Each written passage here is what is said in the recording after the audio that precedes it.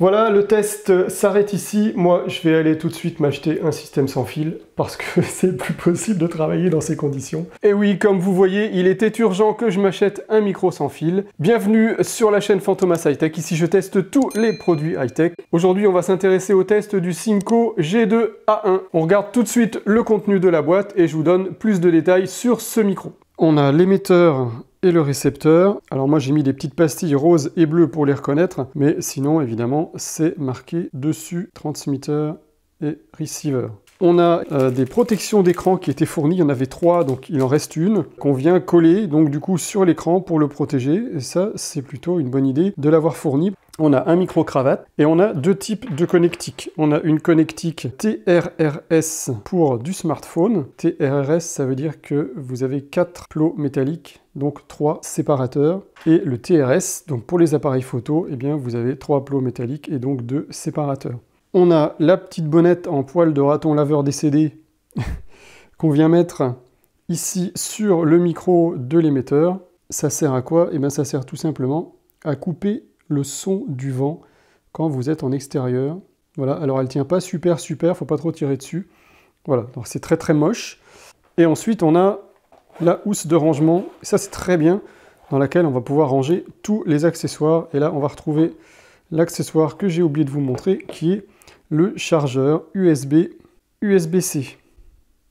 Donc vous allez pouvoir brancher les deux en même temps, celui-là et celui-là, pour les charger. La liaison entre émetteur et récepteur se fait à 2,4 GHz. C'est la même fréquence que le Wi-Fi, donc plus ou moins la même portée. Alors côté émetteur, on a une prise pour mettre un micro, donc un micro-cravate. Donc soit celui qui est fourni, soit un autre, donc la prise de charge. Le bouton mute ou le bouton power. De l'autre côté, on a le petit trou pour le reset. On a le bouton pour le low cut. Et ce bouton-là, qui est pour faire la synchro des appareils, qu'on va retrouver également donc sur l'autre. Également, on a le bouton de la synchro. Et ici, on a le volume de l'amplification micro. Je vous montrerai tout à l'heure. Et de l'autre côté, ici, on a la prise de charge et le bouton power et le bouton mute, comme tout à l'heure. Sur le dessus, on a sur le récepteur une sortie out qui va aller vers l'appareil photo ou le smartphone. Et vous pouvez monitorer en live votre sortie audio avec un casque. Voilà, et côté émetteur, on a juste le micro qui se trouve sur le dessus, et en dessous ou sur les deux, on n'a rien.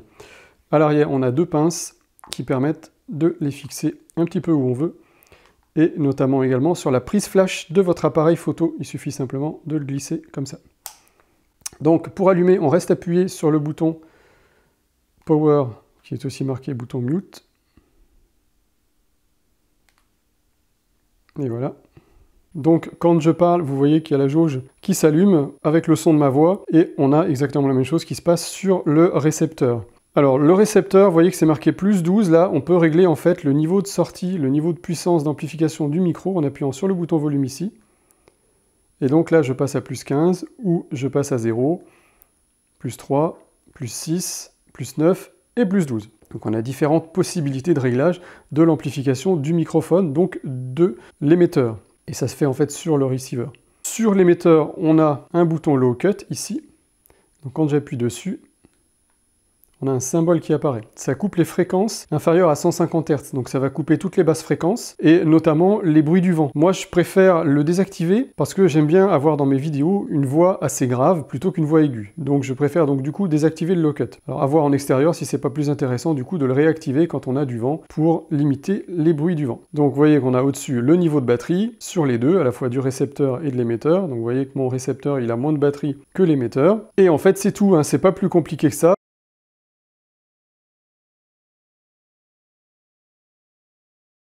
On a le bouton mute, si j'appuie une fois, vous allez voir le micro qui se trouve en haut à gauche qui va se barrer. Enfin, quand je dis se barrer, il ne va pas se sauver, hein. Simplement, ça barre le micro. Donc là, je barre d'un côté le micro de l'émetteur. Si je rappuie à gauche, hop, je le réactive. Et si j'appuie du côté droit, eh ben, je coupe la sortie en fait du récepteur. Ce qui revient au même au final, c'est que vous n'aurez pas de son sur vos vidéos. Alors j'ai failli vous faire une vidéo comparative entre le Synco et le Balilla. puisque j'avais commandé 2 modèles de micro. Vous retrouvez les liens des 2 modèles dans la description.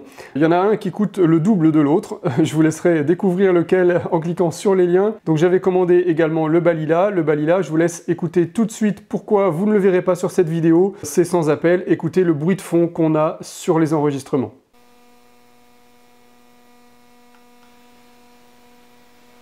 Voilà, donc il était inconcevable pour moi de conserver un micro avec un tel bruit de fond, d'autant que j'avais également d'autres soucis avec ce micro, c'est que quand j'enlevais le micro-cravate qui était branché sur l'émetteur, eh bien j'avais aussi d'autres parasites qui venaient par-dessus ma voix, et c'était vraiment horrible. Là je suis sur le volume 5 du Balila, là je suis sur le volume 5 du Balila, on écoute le son ambiant. Donc j'ai renvoyé direct le Balila, il mérite même pas qu'on s'attarde dessus, je vous conseille absolument pas d'acheter ce micro Balila. Je vous conseille plutôt le Synco qui est moins cher que le micro Rode. Je vous mets également le lien du micro sans fil Rode dans la description et je trouve que la qualité sonore, d'après ce que j'ai vu sur les différentes vidéos YouTube, est équivalente au Rode et du coup moins cher. C'est pour ça que je me suis orienté sur le Synco. Alors le Synco, vous voyez, je l'utilise avec son micro cravate qui est fourni dans le kit. Mais j'avais auparavant acheté un micro cravate de chez Rode, le Rode SmartLav Plus, et c'est avec ce Rode SmartLav Plus que j'ai enregistré mes dernières vidéos. Actuellement, vous m'entendez avec le micro-cravate fourni avec le kit Synco. Eh bien, on va essayer avec le micro-cravate de chez Rode, que j'ai également mis ici. Celui-ci, le petit, c'est le Rode. Et le gros de ce côté-là, c'est le Synco. Donc la fixation du Synco, la fixation du micro-cravate est moins bien faite que celle du Rode. Je préférais vraiment la pince du Rode qui permettait de faire une boucle au fil pour éviter de tirer dessus. Là, le Synco, c'est vraiment du basique, hein. Mais par contre, j'aurais besoin de votre avis sur la qualité sonore. Vous allez me dire si il y a une meilleure qualité avec le micro fourni avec le kit Synco ou avec le micro Rode. Donc là, je vais brancher le micro Rode et vous allez comparer avec le micro Synco qui m'enregistre actuellement.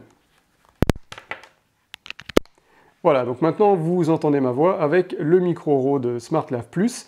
Donc dites-moi dans les commentaires lequel vous préférez et je tiendrai compte de vos réponses pour mes prochaines vidéos. Je mettrai le Synco ou le Rode en fonction de ce que vous allez me dire. Donc pour refaire la comparaison, je vais rebasculer sur le micro du Synco.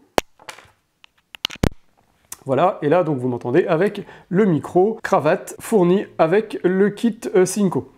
Donc, ce qu'on va tester également, c'est d'enregistrer sans micro-cravate, puisque ce petit émetteur, il est équipé d'un micro que vous voyez ici au bout. Et donc, le micro va pouvoir enregistrer directement. Voilà. Bon, visuellement, c'est pas terrible. Je vois certains youtubeurs utiliser ce genre de micro comme ça, en l'accrochant au col.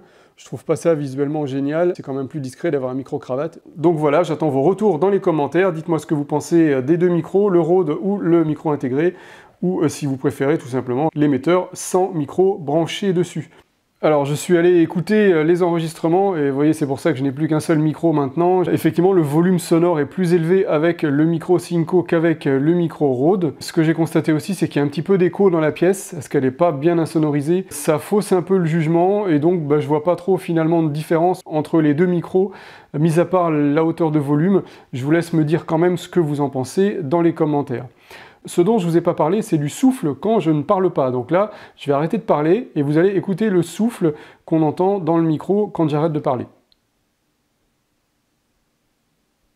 Vous voyez qu'il y a toujours un petit souffle en arrière-plan, et ça c'est dû essentiellement à l'appareil qui enregistre, c'est-à-dire mon Lumix G9 qui a un très mauvais préampli. Donc d'ailleurs j'ai été obligé de réduire la sensibilité micro du Panasonic G9 à -12, c'est le minimum, et j'ai monté la sensibilité du micro Synco à +12 pour compenser et avoir un volume sonore correct et pour éviter de régler les niveaux en post-prod. Donc c'est normal qu'on ait un petit souffle derrière, c'est pas vraiment lié au Synco, c'est plus lié à l'appareil en lui-même. Mais par contre vous voyez que c'est quand même nettement meilleur que le Balila que je vous ai fait écouter tout à l'heure. Tiens, je vous en remets un petit coup tout de suite si vous voulez. Voilà, donc il n'y a pas photo. Au niveau souffle, c'est que le Synco est quand même bien meilleur que le Balila. Donc ça c'est l'astuce, hein, si vous avez un appareil Panasonic, baissez au minimum la sensibilité micro et montez la sensibilité de votre micro, ça sera bien meilleur. Alors vous voyez que l'afficheur s'éteint parfois pendant que je parle dans la vidéo, c'est normal en fait, il se met en veille, il y a un délai, c'est pas paramétrable, l'afficheur s'éteint mais il est toujours en fonctionnement, si je rappuie un petit coup dessus, l'afficheur va se rallumer, voilà, c'est tout à fait normal, c'est le fonctionnement normal. Par contre, côté émetteur, il reste tout le temps allumé en permanence. D'ailleurs, je vous montre tout de suite les coulisses du tournage et vous allez voir comment je me suis installé pour surveiller mon niveau sonore. Voilà, je vous montre les coulisses du tournage, donc avec les éclairages Neewer. Si ça vous intéresse, j'ai fait une vidéo sur ces éclairages. Vous pourrez aller regarder sur ma chaîne. Donc le Panasonic G9, et j'ai accroché en fait l'émetteur Synco sur le côté. Comme ça me permet de visualiser le niveau sonore, vous voyez, pendant que je parle. Comme ça, je suis sûr d'avoir du son et d'enregistrer du son. Donc vous voyez, j'aurais pu le brancher sur le Hot Shoe ici, mais j'ai préféré le mettre là pour voir l'affichage.